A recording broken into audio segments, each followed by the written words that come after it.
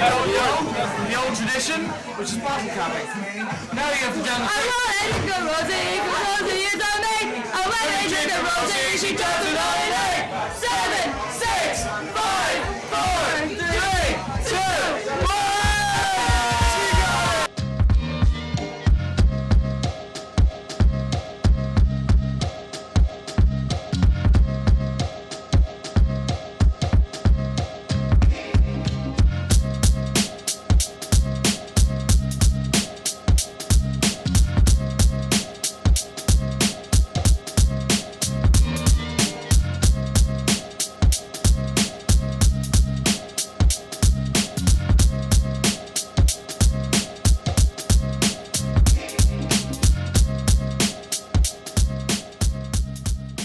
It was mellow, like there was nothing rough or anything going on. Like there's a lot of drama, which always comes with drinking. Mike set up a bar and he was handing out cocktails, making cocktails for everyone. Pretty good until I ended up with a pile of meat on the floor. I can remember Will sitting on Christy. Well, everyone was drinking and everyone was really happy and stuff. Well, there was kind of two different rooms. The inside Chris's was quite chilled out because Cormac had managed to hurt himself stupidly. So that was all kind of nice and chill in there, and the other room was party. There was an A and B game, going around getting people to kiss. Yeah, no, it was really good, and we danced and stuff and played games. Yes. I was viciously hungover.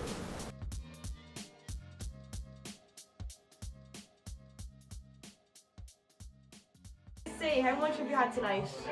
I don't know. I've drank a lot of tequila and a lot of everything and a lot of vodka. So you actually don't know? I have no idea. No problem. People keep handing me drinks.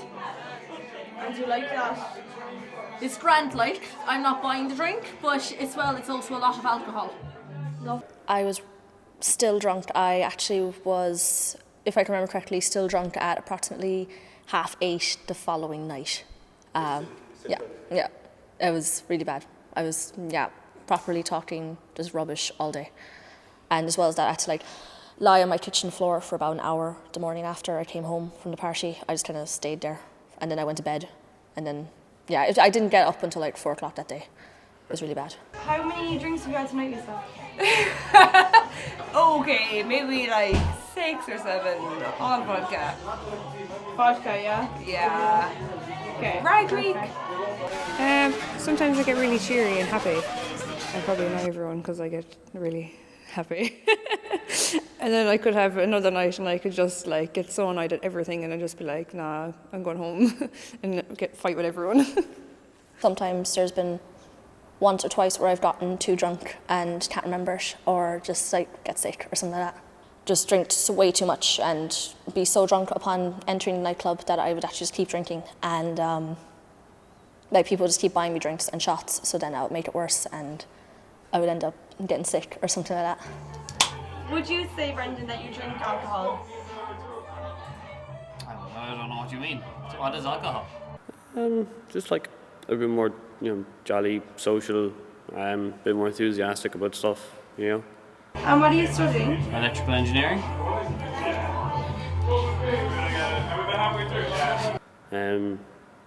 Just me on a very good day, I suppose. Impulsive. Very, very impulsive. Everything's a great idea. Brian, do you think that you drink alcohol? No, I do not drink alcohol. Yes, I do. And how many drinks do you think you've had tonight, Brian? Roughly. From 1. And what nationality are you, Anishka? I'm actually Irish, Yes. but I've got British and German nationality. And were you drinking tonight?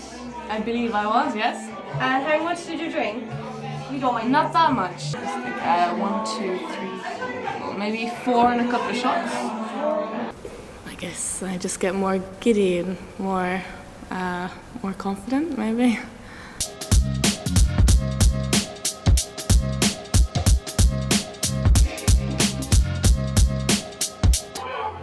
Don't get too close to it. You need a bit of a... So...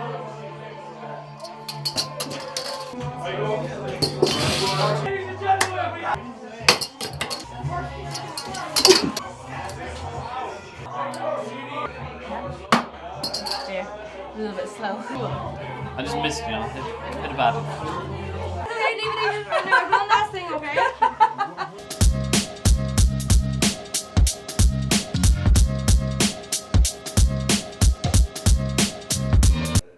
No, I don't drink. Never drank, no. I don't drink, no, I'm sober. I was taking my sport very seriously at the age when everyone of my friends started drinking. And that was one deterrent. I suppose when I was young, I wasn't really great at GA and stuff when I was younger. I was like when I was like 10, 11, 12, and I used to read about Sean O'Halpine and all these kind of fellas, and Sean O'Halpine in particular, because he didn't drink or smoke or even drink coffee, I think. So, you know, I remember reading one paper in particular, and I just remember like thinking, I have to do this to be that little bit, you know, because I wasn't great, like, you know, when I was younger. So I kind of just, it was from there that, so it was through sport really, and GA, like, and I don't know, I just kind of carried it on through, like, I mean. The other deterrent was I was like, oh, I'm not going to drink because everyone else is drinking. That'd be cool. But then when I got to college, I kind of realised I didn't want to drink anyway.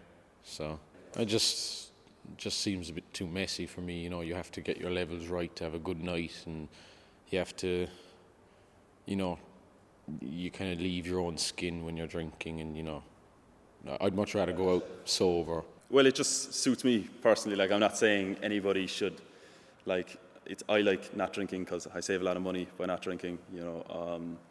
It definitely helps with sport. It also helps with, you know, just staying focused in general, you know, and, you know, it's just a philosophy I've adopted. If there was one thing I'd say I wouldn't like, it's that you might have a full-on conversation with someone when they're drunk, and then and you think it's great, you know, but of course me being as naive as I am, I'm like, oh, that's great. And then you go home, and then the next day you ask them about the same things you were talking about. They have no idea that they even spoke to you. They don't know who you are. I actually didn't used to drink that much at all. I actually didn't start properly drinking until I was about 18 and a half. So I'm 19 now, so like it's not that long. So I was going out for a lot before that, and I was having good nights, like, without drinking. If you're sober and you're sitting there and it's loud, it's not that fun because you can't speak to anyone. But I think sometimes it goes overboard, and a lot of the time it goes over, like, you go out on the Thursday night, you see people like throwing stuff at taxi drivers and, you know, just fighting with bus drivers, and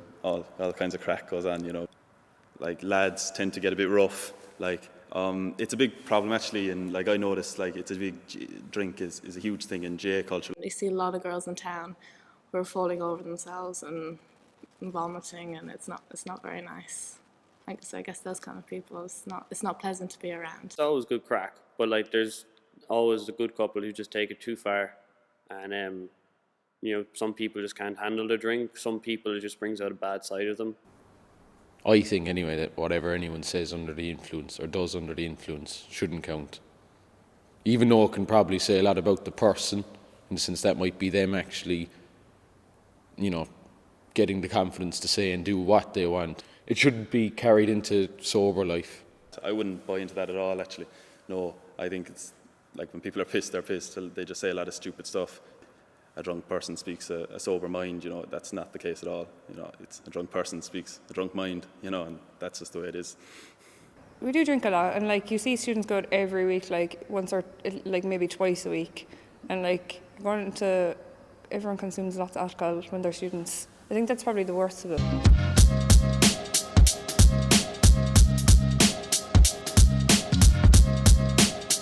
Well, when I was there, I was 16, and in Germany, at 16, you can legally buy wine and beer, or cider and so on. And that's the kind of age, generally speaking, in Germany, where teenagers will start to get involved in alcohol and that kind of thing, and going out and going to parties. So coming from the point of view that it's not illegal, it's not as big of a rush. But in Germany, parents would be more inclined to introduce alcohol at meal times, and teenagers at a young age would be introduced to it a lot earlier, and it wouldn't be seen as such a big thing to go behind the parents' back and start drinking yourself. I have no problem with anyone that goes out and wants to have a few drinks with their friends or with their class. Like, I mean, it's very, you know, you know, they're entitled to do whatever they want to do, you know. There's a huge alcohol consumption in Ireland, and I think it's more the idea of getting drunk rather than the actual taste of the alcohol sometimes. Not for everyone, but generally speaking. Especially in Ireland, like our generation in particular are kind of drowning in drink because they don't go out to have a nice time, you know. Everyone goes out to get pissed, you know, and I think there's something quite sad about that, you know, that you feel you have to go out, and it's this herd mentality, you know, just because your friends are doing it, you feel you have to do it. No, I do have fun on a night out. I can't say that I love it. I'm not mad to go out, but I'd never pass an opportunity to go out because I think I'm fascinated by what goes on. Oh, I love going out. Like, I love going out with the class or with my GA friends or my music friends. I think it would be a lot better to bring in the same protocol in Ireland that at 16 you can buy wine and beer, because it wouldn't make people rebel as much. I just like socialising with my friends, and it's about having a laugh at the end of the day.